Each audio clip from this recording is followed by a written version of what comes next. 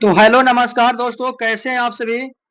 एक बार मेरे भाई फटाफट से आप सभी लोग सेशन को शेयर कर दीजिए।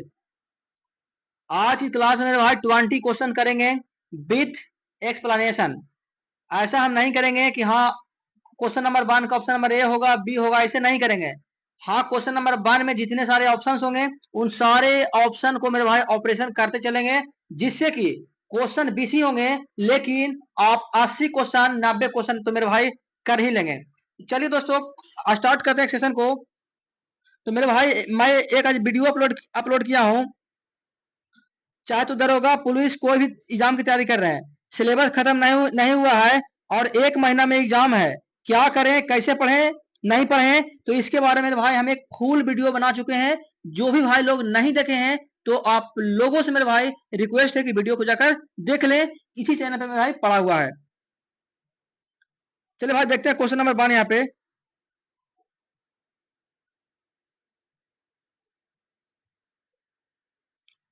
क्वेश्चन नंबर 1 यहाँ पे कह रहा है,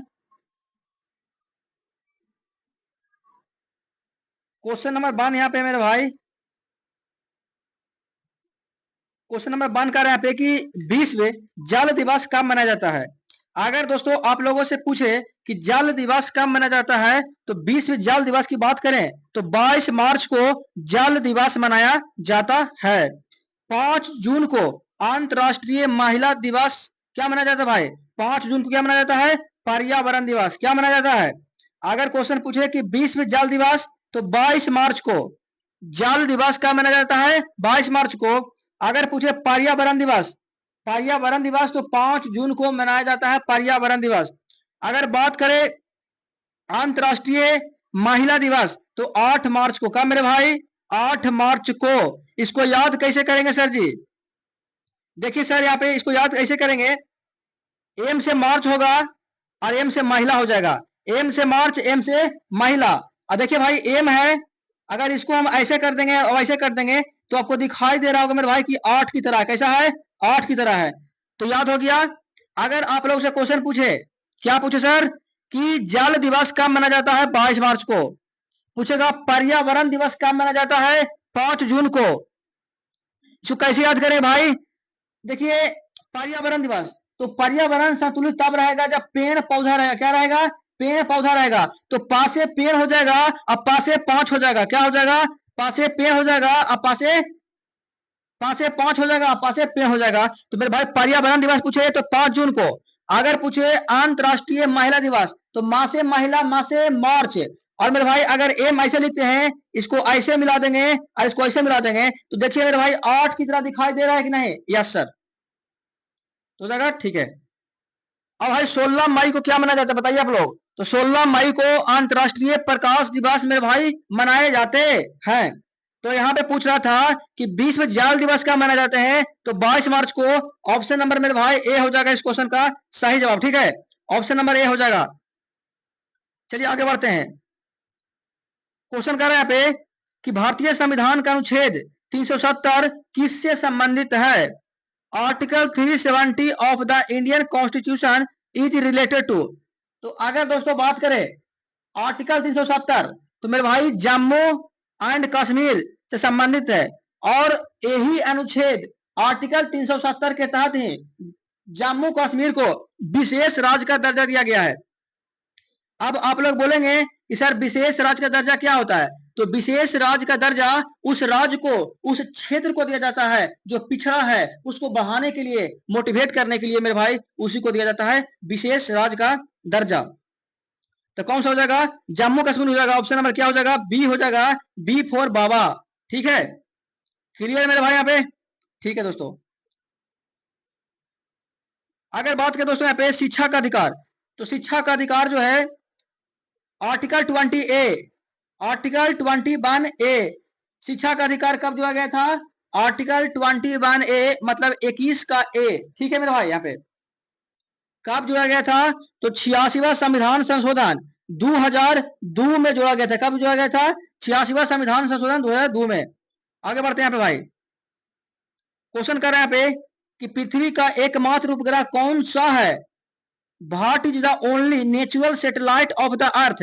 आप सभी लोग जानते हैं कि पृथ्वी कि पृथ्वी का जो उपग्रह है मेरे भाई चंद्रमा है, कौन है, मून है, कौन है मेरे भाई, मून है। तो ऑप्शन नंबर क्या हो जाएगा, ए हो जाएगा। ठीक है, यहां तक मेरे भाई क्लियर है क्या, क्लियर है। चलिए दोस्तों आगे बढ़ते हैं। देखिए क्वेश्चन कर रहा है कि सिंधु घाटी सभ्यता का प्रमुख बंदरगाह कौन था, which was the main port of the Indus valley civilisation. देखिए दोस्तों पहले देखते हैं ऑप्शन को। तो मोहनजोदड़ो को मृतकों का टीला कहा जाता है। मोहनजोदड़ो का खोज कब हुआ था, 1922 में हुआ था। कब हुआ था मेरे भाई, 1922 में हुआ था। किसने किया था, तो राखल दास बनर्जी ने किया था। मोहनजोदड़ो से सबसे बड़ा स्नानागार मिले हैं। ठीक है, सबसे बड़ा अन्नागार पूछे तो मोहनजोदड़ो से मिला है। अगर बात करें दोस्तों सबसे बड़ा बंदरगाह पूछे तो हड़प्पा सभ्यता का मेरे भाई लोथल हो जाएगा। कौन सा हो जाएगा, लोथल। तो इस क्वेश्चन का सही जवाब आंसर क्या होगा, सी हो जाएगा। क्वेश्चन कहा था कि सिंधु घाटी सभ्यता का प्रमुख बंदरगाह कौन है, तो मेरे भाई लोथल। ऑप्शन नंबर क्या हो जाएगा, सी हो जाएगा। ठीक है, सी, सॉरी भाई, सी हो जाएगा। ठीक है, आंसर क्या हो जाएगा, सी, लोथल। ठीक है, कहता है अगला क्वेश्चन है कि संसद का अस्थायी सदन कौन सा होता है। देखिए दोस्तों थोड़ा सा एक हम बात बताते हैं, ध्यान से देखिएगा यहाँ पे। देखिए संसद जो होते हैं, मान लीजिए पार्लियामेंट है, तो पार्लियामेंट में तीन लोग होते हैं, तीन चीज होता है। एक होता है लोकसभा होता है, एक होता है राज्यसभा होता है, और एक मेरे भाई प्रेसिडेंट यानी राष्ट्रपति होते हैं। देखिए जो लोकसभा होता है इसको लोअर हाउस बोलते हैं, राज्यसभा को अपर हाउस बोलते हैं। लोअर हाउस होता है टेम्पोररी हाउस होता है, और राज्यसभा परमानेंट हाउस होता है। कैसे मेरे भाई, अगर लोकसभा की बात करें तो लोकसभा का जो कार्यकाल होता है 5 साल होता है, और राज्यसभा का जो कार्यकाल होता है अनंत होता है। यही कारण है कि राज्यसभा को अस्थायी सदन के नाम से जाना जाता है।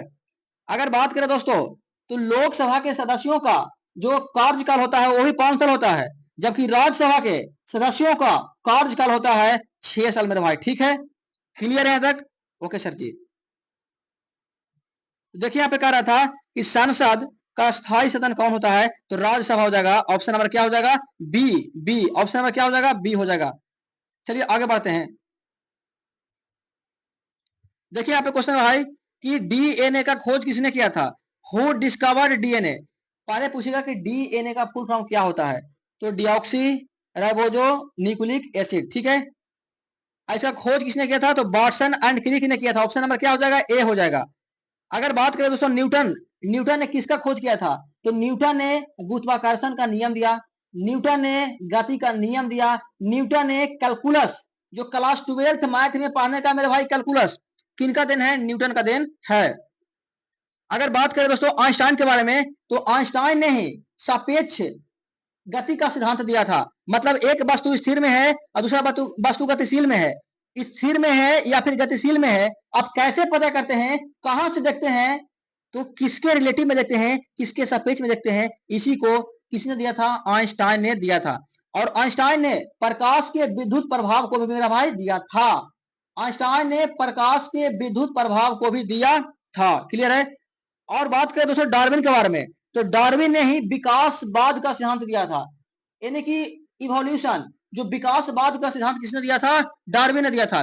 लेकिन क्वेश्चन पूछा था कि डीएनए का खोज किसने किया है, तो वाटसन एंड क्रिक हो जाएगा। ऑप्शन नंबर ए हो जाएगा, ए फॉर आलू पराठा। क्लियर है, आगे बढ़ते भाई। कहता है कि भारत का सर्वोच्च नागरिक सम्मान कौन होता है। अब समझिए यहाँ पे, ये जो पद्मश्री है मेरे भाई, ये पद्मश्री जो अवार्ड है कब दिए जाते हैं, तो 26 जनवरी को। कब दिए जाते हैं, 26 जनवरी को, यानी गणतंत्र दिवस यानी रिपब्लिक डे के दिन ही पद्मश्री दिए जाते हैं। और बात करें पद्म भूषण, तो पद्म भूषण भी जो है 26 जनवरी को ही दिए जाते हैं। ठीक है, अगर बात करें दोस्तों हम भारत रत्न, तो भारत रत्न जो है, भारत रत्न भी 26 जनवरी को ही दिए जाते हैं। ठीक है, और भारत रत्न जो होता है भारत का सर्वोच्च नागरिक सम्मान होता है। क्या होता है, तो इसका सही जवाब क्या हो जाएगा, ऑप्शन नंबर सी हो जाएंगे। क्या हो जाएंगे, भारत का सर्वोच्च नागरिक सम्मान की बात पूछे तो भाई हो जाएगा भारत रत्न। क्या हो जाएगा, भारत रत्न। ठीक है, ऑप्शन नंबर क्या हो जाएगा, सी हो जाएगा। अगर बात करें दोस्तों यहाँ पे, तो परमवीर चक्र, तो परमवीर चक्र जो है युद्ध के क्षेत्र में दिए जाते हैं। जैसे कोई भी योद्धा अगर दुश्मन को मारकर गिरा देता है और अपने फील्ड में कुछ बेहतर करता है, बेहतर अचीवमेंट करता है, तब मेरे भाई परम वीर चक्र से उसे नवाजा जाता है। तो पूछ रहा था कि भारत का सर्वोच्च नागरिक नागरिक अवार्ड कौन सा है? भारत का सर्वोच्च नागरिक सम्मान हो जाएगा भारत रत्न। ऑप्शन नंबर क्या हो जाएगा? सी हो जाएगा। ठीक है, चलिए मेरे भाई आगे देखते हैं। देखिए दोस्तों, कह रहा है कि सती प्रथा को समाप्त किसने किया था? तो सती प्रथा का समाप्त किया था राजा राम मोहन राय। किसने किया था? तो सती प्रथा का अंत किसने किया था? राजा राम मोहन राय। ठीक है, किसने किया था मेरे भाई? तो सती प्रथा का अंत जो किया था राजा Ram Mohan Roy. Option number A हो जाएगा। अगर बात करें दोस्तों दयानंद सरस्वती ने, दयानंद सरस्वती ने मेरे भाई आर्य समाज का स्थापना किया। कब किया था? 1875 में किया था। क्वेश्चन पूछ रहा है कि आर्य समाज का स्थापना किसने किया था? तो स्वामी दयानंद सरस्वती ने। स्वामी दयानंद सरस्वती ने, स्वामी दयानंद सरस्वती ने आर्य समाज का स्थापना किया था। कब किया था? 1875 में किया था। अगर बात करें दोस्तों हम विवेकानंद के बारे में, तो विवेकानंद को नगेंद्र नाथ दत्त भी कहा जाता है। और विवेकानंद जो है अपने भाषण के दम पे देश भर में पूरे चर्चित हैं। अपने नाम को शोहरत धन संपत्ति सारा चीज मेरे भाई कमाए हैं अपने भाषण के दम पे। इनके जो भाषण है आज भी युवाओं के जहन में मोटिवेट करने का प्रयास करता है मेरे भाई। ठीक है, आप कहीं भी जाइए, लाइब्रेरी जाइए या फिर कहीं भी जाइए, तो स्वामी विवेकानंद जो है, स्वामी विवेकानंद का जो कोटेशन है, लाइन है, सभी जगह मेरे भाई मेंशन होते हैं। तो इस क्वेश्चन का सही जवाब क्या होगा? पूछा था सती प्रथा का अंत किसने किया था? तो राजा राम मोहन राय ने। ऑप्शन नंबर मेरे भाई ए हो जाएगा। फटाफट से आप लोग मेरे भाई सेशन को शेयर कीजिए फटाफट से। ठीक है, क्वेश्चन कह रहा कि भारत में पहली बार जनगणना कब शुरू हुई थी? 1872 में। कब हुआ था मेरे भाई? 1872 में पहली बार 1872 में हुआ था और ब्रिटिश गवर्नमेंट के द्वारा किया गया था। ठीक है, ठीक है मेरे भाई, चलते हैं आगे। आंसर क्या हो जाएगा? ऑप्शन नंबर ए हो जाएगा 1872 में।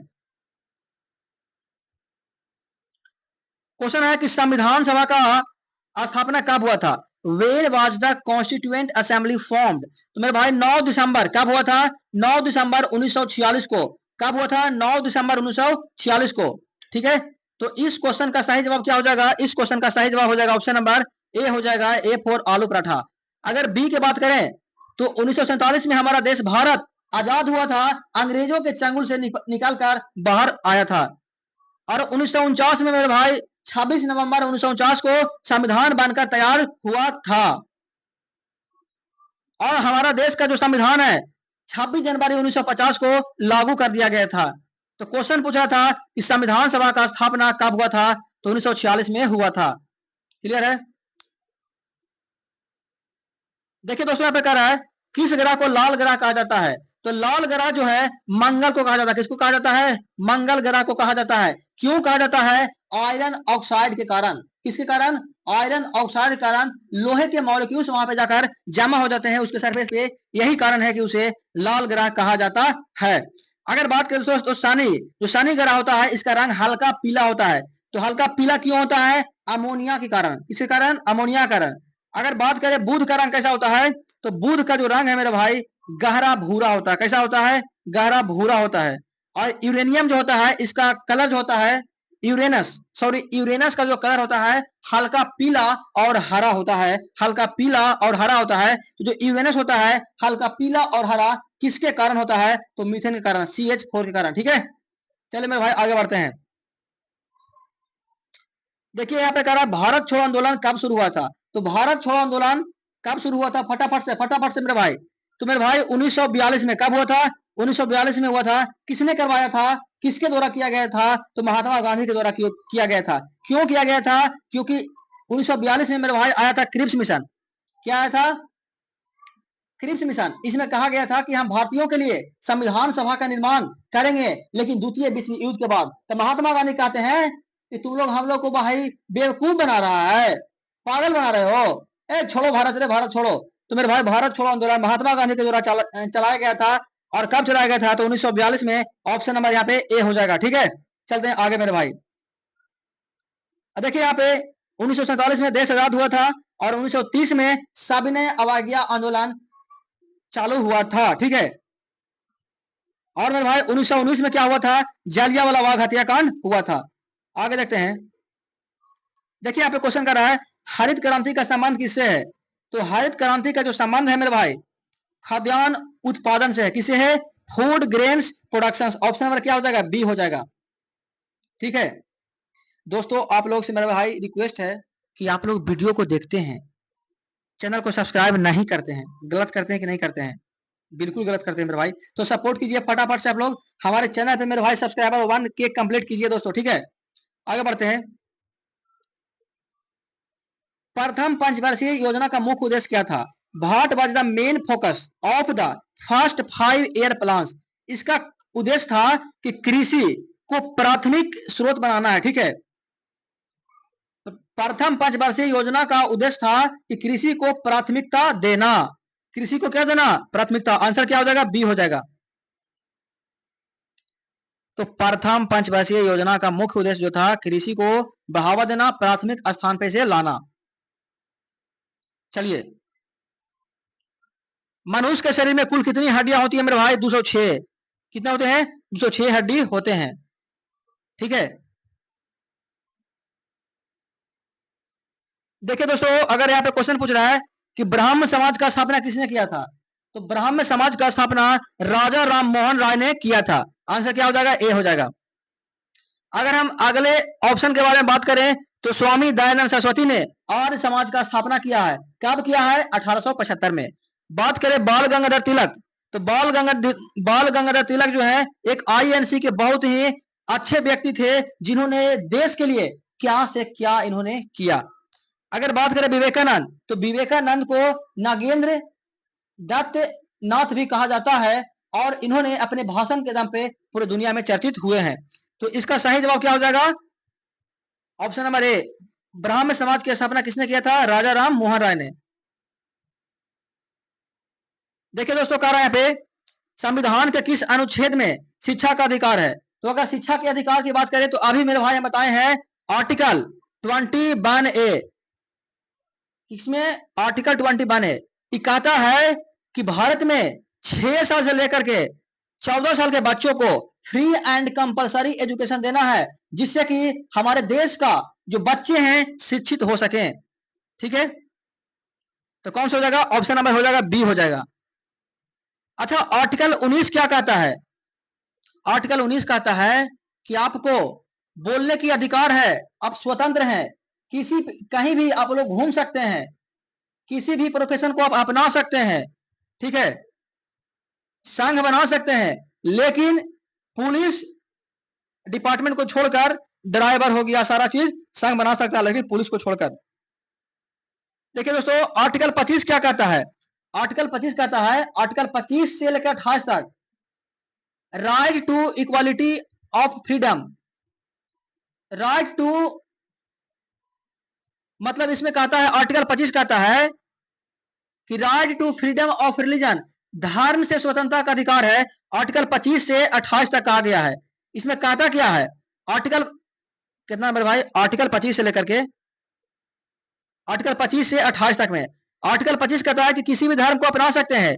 26 कहता है कि जो धर्म को अपना करके जो चंदा इकट्ठा करेंगे उसे सामाजिक कार्यों के लिए कुछ साम्राज्य बनाएंगे। 27 कहता है कि किसी भी धर्म के ऊपर टैक्स नहीं लगेगा। आर्टिकल 28 कहता है कि किसी विशेष धर्म को शिक्षा नहीं दिया जाएगा। आर्टिकल 28 कहता है कि कोचिंग संस्थान में विशेष धर्म को नहीं पढ़ाया जाएगा। आर्टिकल 30 कहता है, देखिए आर्टिकल 29 और आर्टिकल 30, आर्टिकल 29 और आर्टिकल 30 कहता है कि cultural and educational right for minorities, अल्पसंख्यकों के लिए शैक्षणिक अधिकार। आर्टिकल 29 कहता है कि अगर आपकी संख्या कम है तो इसको संरक्षण दीजिए, बचाइए। आर्टिकल 30 कहता है कि अगर आप लोग कम मात्रा में है तो आप अपना अलग से कोचिंग संस्थान खोल करके विशेष धर्म को पढ़ा सकते हैं। क्लियर है तक? आगे बढ़ते हैं दोस्तों। यहाँ पे तो क्वेश्चन पूछ रहा था कि संविधान के किस अनुच्छेद में शिक्षा का अधिकार है? तो आर्टिकल 21 का ए। ठीक है आंसर क्या हो जाएगा? ऑप्शन नंबर बी हो जाएगा। ठीक है मेरे भाई। क्वेश्चन कर रहा है यहाँ पे कि भारत का सबसे बड़ा राज्य क्षेत्रफल की दृष्टि से पूछे तो राजस्थान। कौन? राजस्थान। ठीक है। सबसे बड़ा पूछे क्षेत्रफल के दृष्टि से तो राजस्थान, और क्षेत्रफल के दृष्टि से सबसे छोटा पूछे तो गोवा मारेंगे। ठीक है, तो यहाँ पूछा था सबसे बड़ा, तो मेरे भाई राजस्थान हो जाएगा। ऑप्शन नंबर क्या हो जाएगा? बी हो जाएगा। ऑप्शन नंबर बी हो जाएगा। चलिए आगे बढ़ते हैं। पंचायती राज की शुरुआत किस राज्य में हुआ था? तो मेरे भाई राजस्थान से हुआ था। कब हुआ था? राजस्थान से। क्लियर है यहां तक? चलिए दोस्तों आगे बढ़ते हैं। मेरे भाई लास्ट क्वेश्चन है, कहता है गिद्दा और भांगड़ा किस राज्य का लोक नृत्य है? गिद्दा और भांगड़ा किस राज्य का लोक नृत्य है? तो मेरे भाई पंजाब का। कहां का है? पंजाब। पंजाब का। कहां का है? पंजाब का। ठीक है, आंसर क्या हो जाएगा? ऑप्शन नंबर क्या हो जाएगा? ए हो जाएगा। मेरे भाई यहाँ पे अगला स्लाइड है, YouTube channel education power Adarsh sir, comment your score, thanks for watching this video. और मेरे भाई देखिए यहाँ पे लिखा गया क्या चीज, यहाँ पे लिखा गया है कि प्लीज कंप्लीट 1K सब्सक्राइबर। तो मेरे भाई आप लोग बताइए कि कब कंप्लीट कर रहे हैं। ठीक है, और सभी मेरे भाई आप लोग कमेंट करके बताइए।